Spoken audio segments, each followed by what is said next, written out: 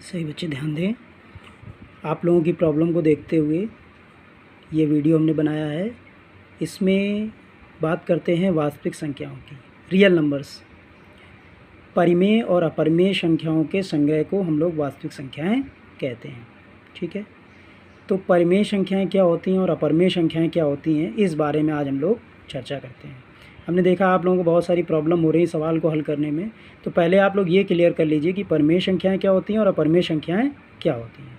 बात करते हैं सबसे पहले परिमेय संख्याओं की। रैशनल नंबर्स वे संख्याएं जिनको p/q के रूप में व्यक्त किया जा सकता है, जहां पर p और q क्या है, एक पूर्णांक है और q is not equal to zero, मतलब q का मान ज़ीरो नहीं होना चाहिए, वे हमारी परिमेय संख्याएं कहलाती हैं।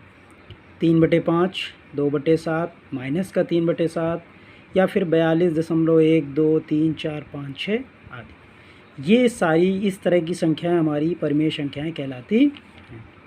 अब बात करते हैं अपरिमेय संख्याओं की। इरेशनल नंबर्स क्या होता है इसमें, वे संख्याएं जिनको p/q के रूप में व्यक्त नहीं किया जा सकता है, जहां पर p और q क्या हैं, पूर्णांक हैं और q is not equal to zero. q is not equal to zero का मतलब q का मान जीरो के बराबर ना हो, वे संख्याएं अपरिमेय संख्याएं कहलाती हैं। उदाहरण के तौर पे अगर किसी संख्या में रूट लगा हुआ है और वो रूट से बाहर नहीं आ सकती है, तो फिर वो अपरिमेय संख्या कहलाएगी। √3, √5, √17, पाई माइनस का √3/√5। और यदि किसी संख्या में कोई अशांत संख्या हो, मतलब वो पूरी विभाजित ना हो रही हो, दशमलव रूप उसका इस तरह से आएगा 0.1, 0, 1, 1, 0, 1, 1, 1, उसके बाद डैश डैश डैश लगा हुआ है, इसका मतलब अंक हमारे रिपीट होते रहेंगे, वो पूरी संख्या विभाजित नहीं होगी, तो इस तरह की संख्याएं अपरिमेय संख्याएं कहलाती हैं। ठीक है, इसी से रिलेटेड हमने क्या किया है, आज सवाल लिए हैं, ये क्लास 9th और 10th दो क्लास के बच्चों के लिए ये प्रॉब्लम हमने बनाई है। इसमें देखिए जांच कीजिए कि संख्याएं परिमेय हैं या अपरिमेय। हमने 3 एग्जाम्पल ले लिए हैं और तीनों को बताना है कि कौन सी संख्या अपरिमेय और कौन सी संख्या परिमेय है। तो सबसे पहले पहला सवाल हमारा है, एक ब्रैकेट में 3 माइनस √2, दूसरे ब्रैकेट में 3 प्लस √2। तो हमको एक सूत्र पता है, किसका, हमें सूत्र पता है a + b और a - b का। ये सूत्र होता है a² - b²। ठीक, तो यहाँ पर हमने अप्लाई कर दिया। a का मान 3 था तो 3 का स्क्वायर, माइनस b का मान √2 था तो √2 का स्क्वायर। 3 का वर्ग करेंगे 3 त्रिका 9 आ जाएगा, √2 का वर्ग करेंगे 2 आ जाएगा, 9 में से 2 गया 7।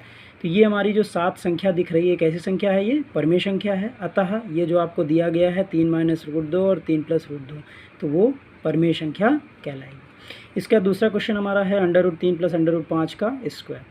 इसमें हम लोग एक सूत्र लगाएंगे, सर्वसमीका आप लोगों ने पढ़ी है पहले से ही, a + b का स्क्वायर बराबर a² + b² + 2ab। ठीक है, आपने इस सूत्र को यहाँ पर लगा दिया, ये आपका सूत्र है। ठीक, आपने ये सूत्र लगा दिया।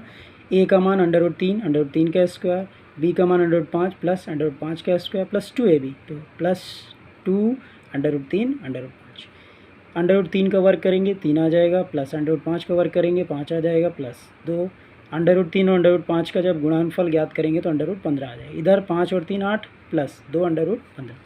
अब परिमेय संख्या और अपरिमेय संख्या, इनका योगफल ये सदैव कैसा होगा, अपरिमेय होगा, अतः ये संख्या हमारी अपरिमेय संख्या है। तीसरा क्वेश्चन लेते हैं, 5/7√3। इसमें भी हम क्या करते हैं, पहले हर का परिमेयीकरण करा लेते हैं। हर में हमारे एक अपरिमेय संख्या है √3, तो हम यहाँ पर √3 से ऊपर नीचे गुणा कर देते हैं।